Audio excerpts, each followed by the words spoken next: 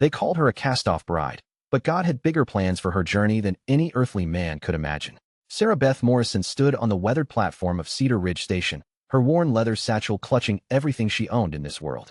The late autumn wind carved through her threadbare coat, carrying the scent of wood smoke and distant snow, while amber leaves danced around her feet like scattered dreams.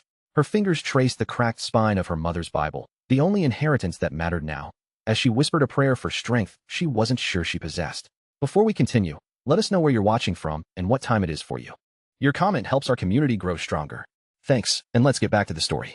The train's whistle faded into the Colorado wilderness, leaving Sarah Beth alone with her courage and the promise she'd made to herself back in Philadelphia. Never again would she allow another person to define her worth.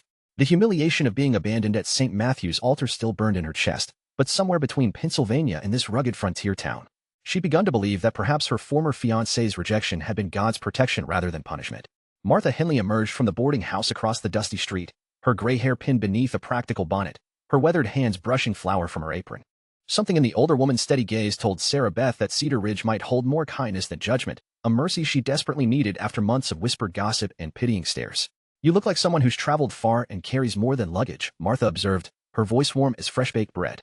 Sarah Beth felt tears threaten behind her eyes, surprised by the stranger's gentle perceptiveness. The boarding house keeper didn't ask about Sarah Beth's past or demand explanations for her solitary arrival. Instead, she offered something precious, a chance to earn her keep through honest work, dignity intact. The room Martha showed her was small but clean, with a window facing west toward the mountains.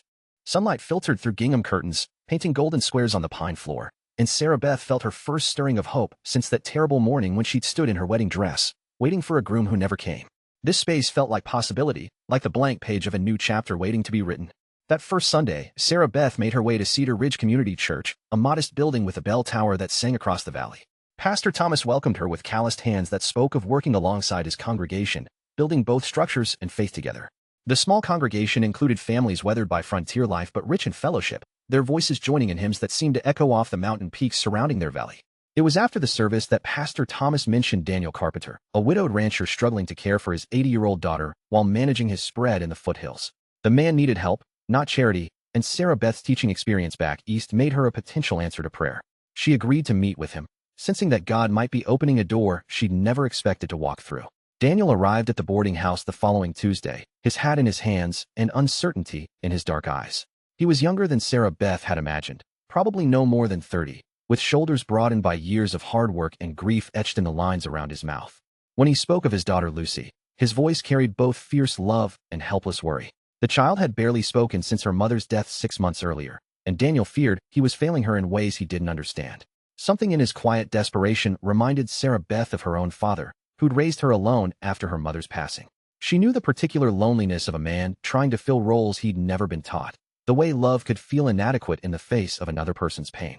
When she offered to help care for Lucy, Daniel's relief was so profound that Sarah Beth felt called to this work in ways that went beyond mere employment. The Carpenter Ranch sat in a valley carved by Silver Creek, with meadows that rolled toward aspen groves already dressed in autumn gold. The house was sturdy but showed signs of neglect, the kind of details a grieving man might overlook while simply surviving each day. Sarah Beth noticed the curtains hanging crooked, the garden overgrown with weeds, the front porch swept clean but lacking the touches that made a house feel like home. Lucy Carpenter was a beautiful child with her father's dark eyes and hair that curled like her mother's, according to the photograph on the mantel.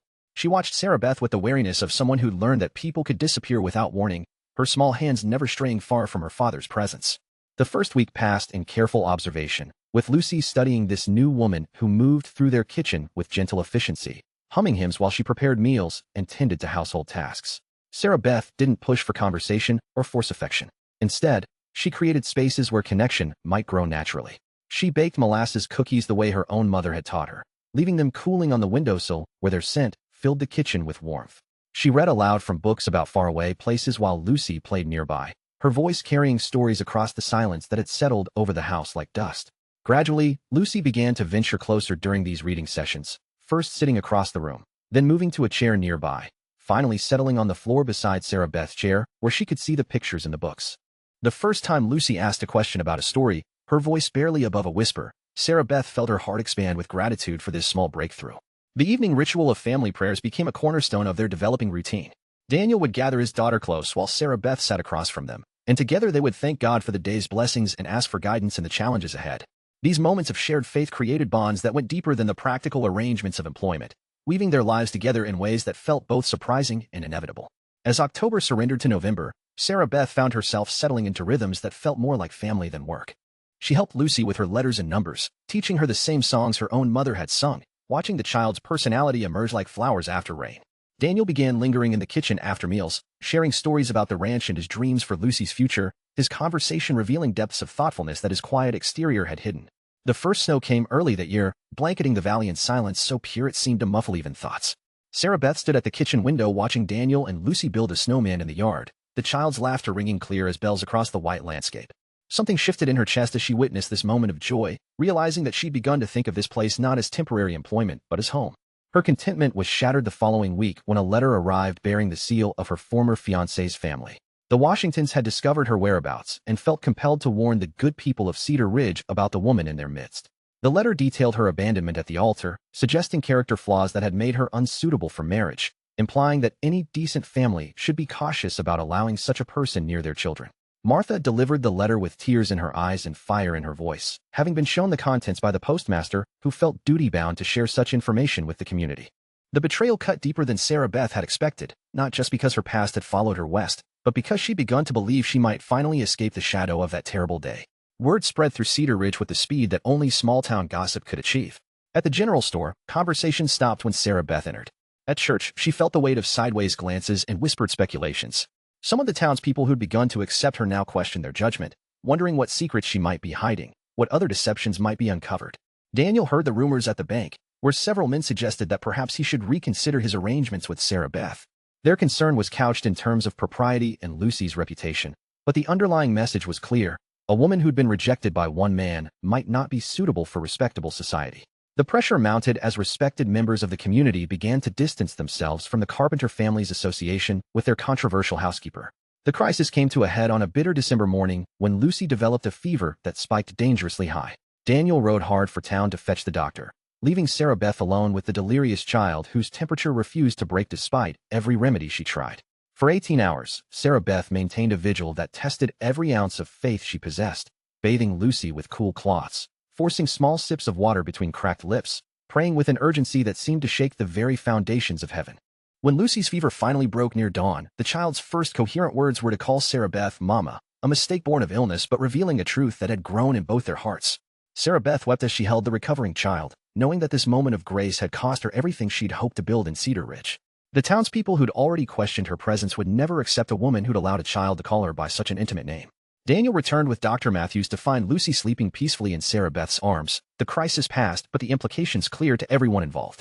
The doctor praised Sarah Beth's care, stating that her devotion had likely saved the child's life, but even his professional approval couldn't shield her from the storm of disapproval that was building in town. Several prominent families had already made their feelings known. Sarah Beth Morrison was not welcome in their community. That evening, as Lucy slept safely in her own bed, Sarah Beth told Daniel that she would be leaving Cedar Ridge. The decision broke her heart, but she couldn't bear to see him and Lucy suffer for her presence.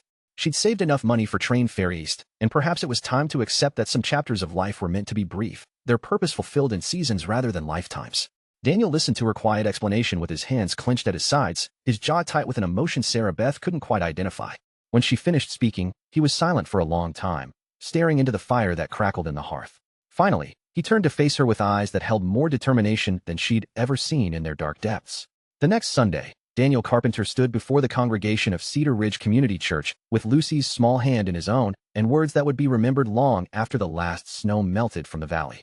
He spoke of Sarah Beth's character as he'd witnessed it, not through gossip or speculation, but through months of daily observation. He described her gentle care of his daughter, her faithful participation in their family prayers, her quiet strength in the face of judgment and rejection.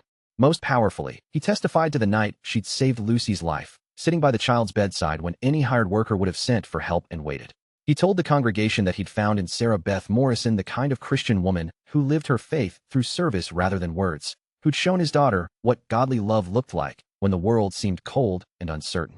Then Daniel did something that shocked even Sarah Beth, who sat in the back pew with tears streaming down her face. He asked the congregation to pray for guidance as he considered proposing marriage to this woman who'd brought healing to his broken family. He didn't ask for their approval or permission, but he wanted them to understand that he'd found in Sarah Beth not just a suitable wife, but a partner in faith who'd already proven her devotion to his child and their shared life. The silence that followed his words stretched long enough for everyone to examine their own hearts and motivations. Pastor Thomas rose slowly, his weathered face thoughtful as he looked out over his congregation. He reminded them of Christ's teaching about judging others, about the danger of casting stones when none of them were without sin. He spoke of redemption and second chances, of the way God could write beautiful stories from the most unlikely beginnings.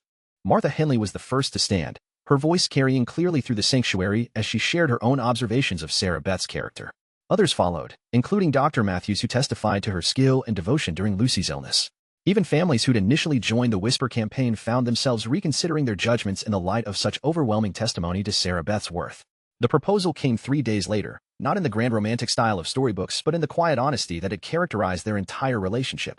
Daniel found Sarah Beth in the kitchen where she was teaching Lucy to make bread, flour dusting both their aprons as they worked together with the easy cooperation of a family.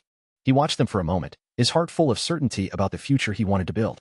"Sarah Beth Morrison," he said, and something in his tone made both females turn to face him with expectant eyes.